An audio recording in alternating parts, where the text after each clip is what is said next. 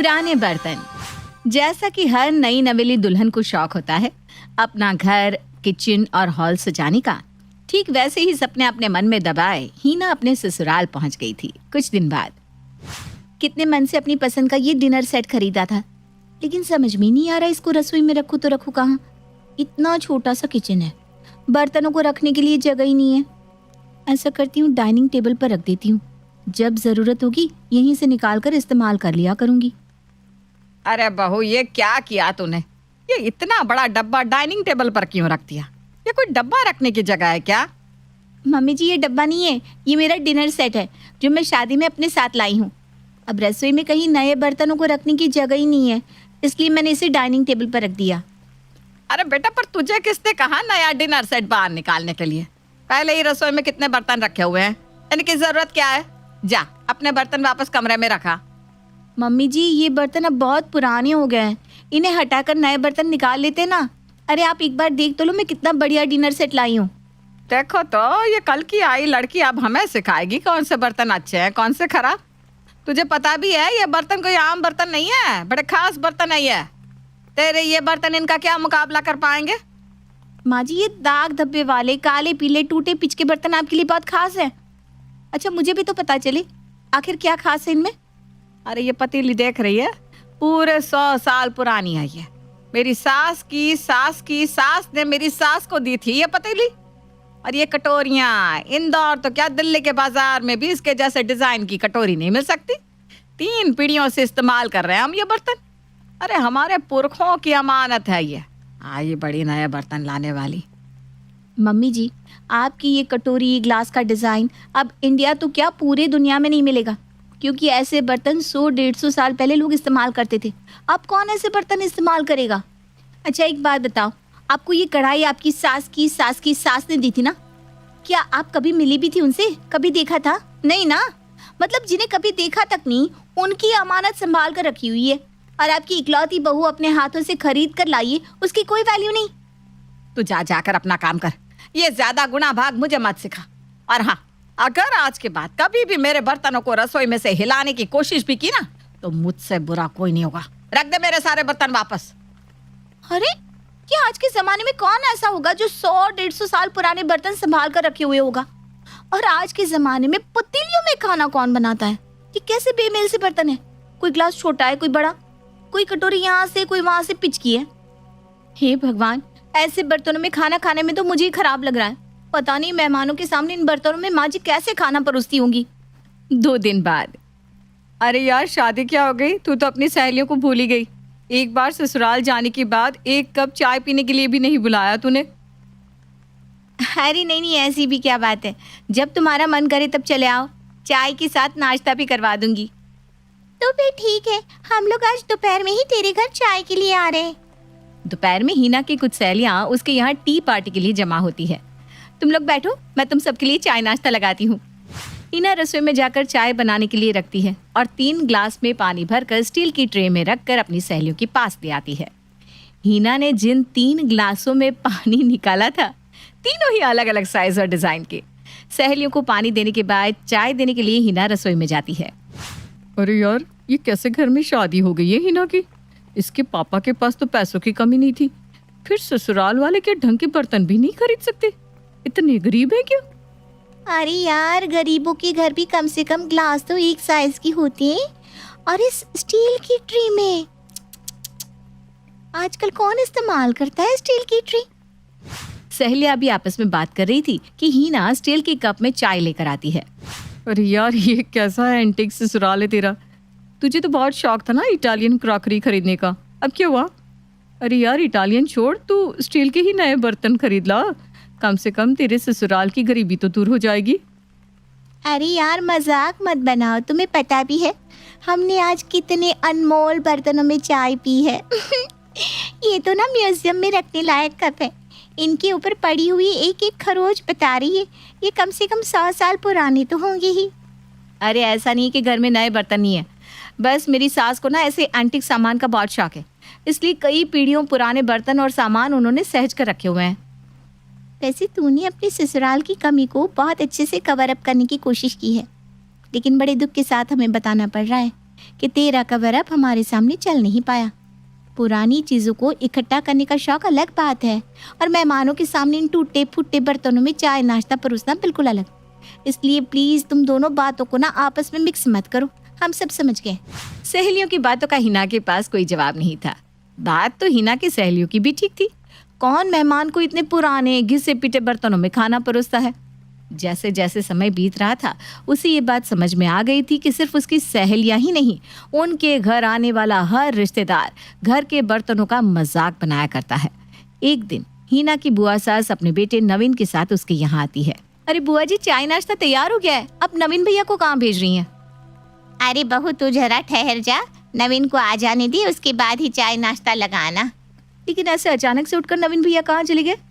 अरे बेटा, तेरी सास फिर उन्हीं पुराने काले पीले बर्तन में लाकर चाय नाश्ता परोस देगी। हम तो बिल्कुल परेशान हो गए भाई उनसे।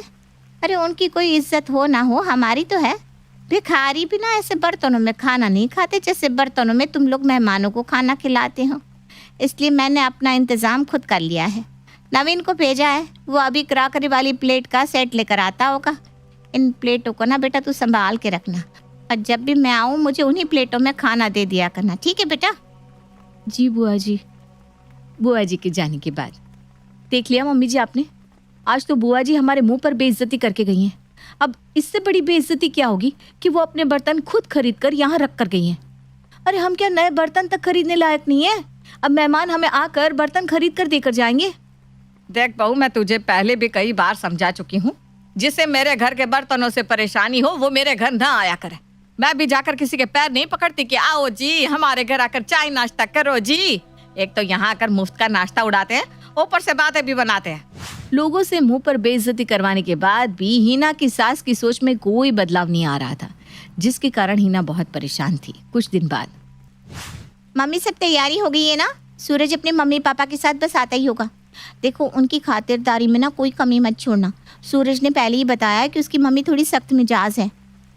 अरे तू क्यों चिंता कर रही है? तेरी माँ है ना, तुझे सूरज पसंद है तो समझ ले तेरा रिश्ता वहाँ होकर ही रहेगा। हम उनकी ऐसी खातिरदारी करेंगे कि वो आने वाले 50 साल में भी हमारी खातिरदारी को भूलेंगे नहीं। कुछ देर बाद जिज्ञासा के रिश्ते वाले वहाँ आते हैं। कुछ देर इधर उधर की बातें करने के बाद बहू हिना और जिज्ञासा मिलकर मेहमानों के लिए चाय और नाश्ता परोसने लगते हैं। माफ कीजिएगा बहन जी, पर आपके घर में हम रिश्ता नहीं कर पाएंगे। अरे बहन जी, आप ऐसी बातें क्यों कर रही हैं? देखिए, बच्चे तो पहले ही एक दूसरे को पसंद करते हैं। भगवान की दया से हमारे घर में भी किसी चीज़ की कोई कमी तो है नहीं। फिर रिश्ते से इनकार करने की वजह क्या है? देखिए बहन जी, आप लोगों के घर में आप कितने संपन्न और संस्कारी हैं, इस बात का अंदाजा तो कोई आपके घर के बर्तनों को देखकर ही लगा सकता है। अरे ऐसी भी क्या कंगाली है आपके घर में कि मेहमानों के सामने रखने के लिए 2 ढंग की प्लेट और कप भी नहीं खरीद सकते? अगर ऐसा है तो माफ कीजिएगा, ऐसे घर में मैं अपने बेटे का रिश्ता नहीं कर सकती। अरे बहन जी, इन बर्तनों की वजह से आप मेरी बेटी का रिश्ता ठुकरा रही हैं। अब अरे बर्तनों का क्या है, बर्तन तो कभी भी बदले जा सकते हैं। बदले तो जा सकते हैं बहन जी, लेकिन आज तक आपने बदले तो नहीं ना। अरे लोगों के घर में मेहमान आते हैं तो लोग महंगे से महंगे बर्तन में उनके लिए खाना परोसते हैं, और आप इन टूटे फूटे बर्तनों में हमारे लिए चाय नाश्ता लगवा रही हैं। क्या यही सम्मान होता है लड़के वालों का? अरे बहन जी, माफ़ कीजिएगा, ऐसा नहीं है कि हमारे घर में बर्तन नहीं है। वो मुझे ना ज़रा ऐसे पुराने बर्तनों से कुछ ज़्यादा ही लगाव है। लेकिन आज ना आपकी बात सुनने के बाद मुझे एहसास हो गया कि मैं कितनी गलत थी। पुरखों की अमानत को संभाल कर रखने का मतलब ये तो नहीं होता कि हम ज़बरदस्ती आने वाली पीढ़ी के रास्ते की रुकावट बन जाए। आप मेरी गलती की सज़ा मेरी बेटी को मत दीजिए। रिश्ते के लिए हाँ कर दीजिए, मैं कल ही सारा कबाड़ उठाकर बाहर फेंकवा दूंगी। आप इतना कह रही है तो ठीक है, हम बच्चों का रिश्ता करने के लिए तैयार हैं। मम्मी जी, मैं मेहमानों को बाहर तक छोड़कर आती हूँ। थैंक यू सो मच सूरज, आपने मेरी सच में बहुत मदद की है। और आंटी जी, आपने तो बिल्कुल ऑस्कर विनिंग एक्टिंग की है, आज मज़ा ही आ गया। बेटा, तुम्हारी परेशानी वाकई जायज़ है। उन बर्तनों के कारण वाकई शर्मिंदगी होती होगी तुम्हें। अब तो हम लोग रिश्तेदार हो गए, आगे भी हमारी मदद चाहिए तो बेझिझक बता देना बेटा। ननद और होने वाले नंदोई की मदद से आखिरकार हिना को उन पुराने बर्तनों से छुटकारा मिल ही जाता है। आशा की 2 बहुएं हैं, बड़ी बहू सुलेखा बहुत सुंदर और गोरी है। छोटी बहू अंशिका का रंग बहुत काला है। इस कारण आशा अपनी दोनों बहुओं में बहुत भेदभाव करती है। क्या आशा कभी समझ पाएगी कि रंग से कुछ नहीं होता, बस दिल अच्छा होना चाहिए? या फिर आशा की ये सोच घर की सुख शांति बर्बाद कर देगी? आइए जानते हैं। सुलेखा बहू, सुलेखा बहू। आशा की आवाज सुनकर अंशिका वहां आ जाती है और अपनी सास से कहती है, माँ जी दीदी तो छत पर गई हैं कपड़े सुखाने के लिए, कुछ चाहिए क्या आपको? अंशिका, तुझसे कितनी बार बोला है कि एकदम से मेरे सामने मत आया कर। तुझे देखकर मेरा दिमाग खराब हो जाता है। जा जाकर सुलेखा को भेज। इतने में सुलेखा आ जाती है। माँ जी आ गई मैं, बताइए क्या काम है? आज हमें महाराज जी की बहू की गोद भराई की रस्म में चलना है। तुम जल्दी से जाकर तैयार हो जाओ। ठीक है माँ जी। अंशिका, तुम भी जाकर तैयार हो जाओ। सुलेखा बहू, ये क्या बोल रही हो? अंशिका हमारे साथ नहीं जा सकती। क्यों माँ जी? क्योंकि अगर ये हमारे साथ जाएगी तो घर का काम कौन करेगा? तुम आकर खाना बनाओगी हैं? अंशिका, तुम जाओ अंदर और घर का काम देखो। अंशिका अंदर चली जाती है। तभी आशा सुलेखा से कहती है, बहू तो पागल है क्या? हर जगह तू अपनी देवरानी को साथ लगाकर घूमती है। तुझे पता है, जब तुम दोनों एक साथ चलते हो ना तो ऐसा लगता है कि दिन और रात साथ साथ चल रहे हैं। माँ जी क्यों करती हैं आप ऐसी बातें? वो जैसी भी है इस परिवार का हिस्सा है, वो हमारे साथ चल सकती है। देख बहू, मैं इसे अपने साथ गोद भराई के फंक्शन में नहीं ले जा सकती।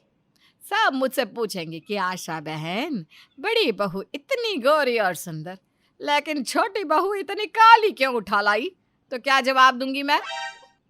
आशा और सुलेखा में काफी देर तक बहस होती रही, लेकिन आशा अपनी छोटी काली बहू को अपने साथ गोद भराई की रस्म में नहीं लेकर गई।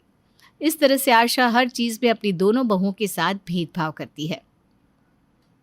एक दिन सुलेखा ने अंशिका को 2 हार के सेट दिखाते हुए कहा, अंशिका ये देखो, तुम्हारे जेठ जी कल रात को ये हार के सेट लाए थे, तुम्हें इन दोनों में से जो भी पसंद है वो ले लो। अंशिका वो हार के सेट हाथ में लेने ही वाली थी कि तभी वहां आशा आ गई और उसने दोनों हार के सेट अपने हाथ में लेकर कहा, अरे सुलेखा बहू, तो इससे क्या पूछ रही है? अगर ये कोहिनूर का हीरा भी लगा कर गहने पहन लेना तब भी इस पर कोई फर्क नहीं पड़ने वाला। तू देखना तुझे कौन सा पसंद है इन दोनों में से। माँ जी आप अंशिका को पसंद करने दीजिए ना। और अगर मैं पसंद कर लूंगी तो क्या आफत आ जाएगी? देख सुलेखा बहू, तू ना ये वाला हार पहनेगी, और अंशिका ले तू ये पकड़। सुलेखा के बार बार मना करने पर भी आशा ने अंशिका को सस्ते हार का सेट दे दिया और सुलेखा को महंगे वाला। आशा के जाने के बाद सुलेखा ने अंशिका से कहा, अंशिका माँ की बातों का ना बुरा मत माना करो, माँ तो ऐसे ही कहती हैं, तुम्हें इन दोनों हार में से जो भी पसंद हो तुम वही लो। सुलेखा भाभी क्या बुरा मानो, अब तो माँ जी की ताने सुनने की आदत पड़ गई है। और रही इस हार की बात, तो माँ जी सच ही तो बोल कर गई हैं कि अगर मैं कोहिनूर हीरे से बना हार भी पहन लूँ तब भी रहूँगी तो वैसी की वैसी। लेकिन ये हार माँ जी ने आपके लिए पसंद किया है और आप इसमें सच में बहुत अच्छी लगेंगी। अंशिका ये बोलकर वहाँ से चली जाती है। अंशिका को अपनी सास की बातों का बुरा तो बहुत लगता है, लेकिन वो अपनी सास से कुछ नहीं कहती। एक दिन अंशिका अपने 13 साल के बेटे राहुल और पति देव के साथ बैठी थी। तब राहुल ने कहा, पापा, दादी माँ को हमेशा उनके रंग को लेकर ताने सुनाती रहती है और माँ के साथ भेदभाव भी करती है। मुझे बिल्कुल अच्छा नहीं लगता। आप दादी को समझाओ ना। बेटा अच्छा तो मुझे भी नहीं लगता। तेरी दादी को तो मैं तब से समझा रहा हूँ जब से तेरी माँ इस घर में आई है, लेकिन उसे कुछ समझ में ही नहीं आता। पापा सच कहो, मुझे दादी बिल्कुल अच्छी नहीं लगती। अरे ये क्या बातें लेकर बैठ गए आप दोनों? राहुल बेटा, वो तेरी दादी हैं और दादी के बारे में ऐसा नहीं बोलते। चलो सो जाओ, नहीं तो सुबह स्कूल के लिए लेट हो जाओगे। अंशिका राहुल को चुप करा देती है। राहुल सुबह जल्दी उठकर अकेला ही स्कूल चला जाता है। तभी सुलेखा का 14 साल का बेटा सात्विक अपनी माँ से कहता है, माँ देखो ना, राहुल मुझे छोड़कर स्कूल चला गया। हम रोज साथ जाते हैं। अरे बेटा उसकी कोई एक्स्ट्रा क्लास होगी, कोई बात नहीं, तुम्हें पापा छोड़ आएंगे। सुलेखा का पति तरुण अपने बेटे को स्कूल छोड़ने चला जाता है, लेकिन जब स्कूल की छुट्टी होती है तो राहुल को अकेला स्कूल से घर आते देख उसकी दादी कहती है, अरे राहुल बेटा, तुम अकेले ही स्कूल से आए हो? तुम्हारा भाई कहाँ है? मुझे नहीं पता कहाँ है। राहुल ये बोलकर अंदर चला जाता है। तभी पीछे से सात्विक घर आता है। सात्विक अपनी दादी से कहता है, दादी, राहुल आ गया घर। हाँ, अभी अभी आया है। तुम दोनों एक साथ क्यों नहीं आए? कोई झगड़ा हुआ है क्या तुम दोनों में? नहीं दादी, पता नहीं राहुल को क्या हो गया है। सुबह मुझसे पहले स्कूल चला गया और अब मुझसे पहले घर आ गया। स्कूल में भी मुझसे बात नहीं की। सात्विक की बात सुनकर आशा को बहुत हैरानी होती है। शाम को आशा राहुल और सात्विक के लिए हलवा बनाकर लाती है। सात्विक हलवा खाने बैठ जाता है। फिर आशा राहुल से कहती है, राहुल बेटा, देख, मैंने तेरे लिए हलवा बनाया है, खा ले बेटा। दादी, मुझे नहीं खाना आपके हाथ का बना हलवा। आप अपनी गोरी बहू के बेटे को ही खिलाइए। राहुल की बात सुनकर आशा हैरान हो जाती है। वो सीधा किचन में जाती है जहां सुलेखा और अंशिका काम कर रही थी। तभी आशा अंशिका पर बरस पड़ती है। मुझे तो लगता था तेरा रंग ही काला है, लेकिन तेरा तो दिल भी काला है। क्यों राहुल को हम सब के खिलाफ भड़का रही है? क्यों उस मासूम बच्चे के दिल में हम सब के खिलाफ जहर भर रही है? माँ जी, मैंने राहुल से कुछ नहीं कहा, और जहर मैं नहीं, आप भर रही हो मेरे बेटे के दिल में और हम सबकी जिंदगी में भी। अब इस तरह दोनों सास बहू में झगड़ा शुरू हो जाता है। सुलेखा दोनों को शांत कराने की बहुत कोशिश करती है। अब आए दिन उनके घर से झगड़े की आवाज़ें आती रहती। एक दिन सात्विक और राहुल में भी झगड़ा हो गया और दोनों हाथापाई पर आ गए। अंशिका, सुलेखा और आशा तीनों उनके बीच की लड़ाई को शांत करवाती है। शर्म नहीं आ रही तुम दोनों को? भाई होकर दुश्मनों की तरह लड़ रहे हो। सात्विक, अपने छोटे भाई को क्यों मारा तुमने? राहुल, ये सिखाया मैंने तुम्हें कि अपने बड़े भाई पर हाथ उठाओ। सात्विक तुझसे बड़ा है, अगर उसने कुछ बोल भी दिया तो तू सुन नहीं सकता क्या? अंशिका बहू, तो चुप ही हो जा। ये राहुल आज जो इतना बिगड़ गया है ना, ये सब तेरी वजह से। तू ही इसे न जाने क्या क्या सिखाती है। न जाने कौन सा मनहूस दिन था जब तो इस घर में आई थी। दादी, आप मेरी माँ से तमीज से बात करो। मैं अपनी माँ की इंसल्ट और बर्दाश्त नहीं कर सकता। कहीं ऐसा ना हो कि मेरे मुंह से कहीं कुछ निकल जाए और बाद में मुझे उसका पछतावा हो। हे ऊपर वाले, कैसे दिन के लिए तूने मुझे जिंदा रखा था? जिस पोते को मैं अपनी जान से ज्यादा प्यार करती हूँ, वो मुझसे इस तरह से बात करेगा? हे भगवान, ये सुनने से पहले तूने मुझे अपने पास क्यों नहीं बुला लिया? इस तरह आशा के दोनों बहुओं के बीच भेदभाव करने से अब घर के बच्चों में लड़ाई शुरू हो गई और उनके घर की सुख शांति भंग हो गई। इस सब से छुटकारा पाने के लिए देव ने तरुण से बात की। भैया, हमारे बीच कभी भी लड़ाई झगड़ा नहीं हुआ, लेकिन हमारे बच्चे आपस में लड़ने लगे हैं। हाँ, सच में। कहीं ऐसा ना हो कि ये छोटा मोटा झगड़ा आगे चलकर नफरत का रूप ले ले। हमें कुछ करना होगा। भैया, कहते हुए अच्छा तो नहीं लग रहा, लेकिन हमें घर का बंटवारा कर लेना चाहिए। हमारे बच्चे अलग रहेंगे तभी लड़ाई से बच सकते हैं। दोनों भाइयों ने आपसी सहमति से घर का बंटवारा कर दिया। हालांकि घर की दोनों बहुएं इस बंटवारे के खिलाफ है। आखिर आशा के दोनों बहुओं के बीच भेदभाव करने के कारण घर का बंटवारा हो ही गया। क्या अंशिका और सुलेखा इस बंटवारे के फैसले को सर झुकाकर स्वीकार कर लेंगी, या फिर वो पहले की तरह एक साथ एक घर में प्यार से रह पाएंगी?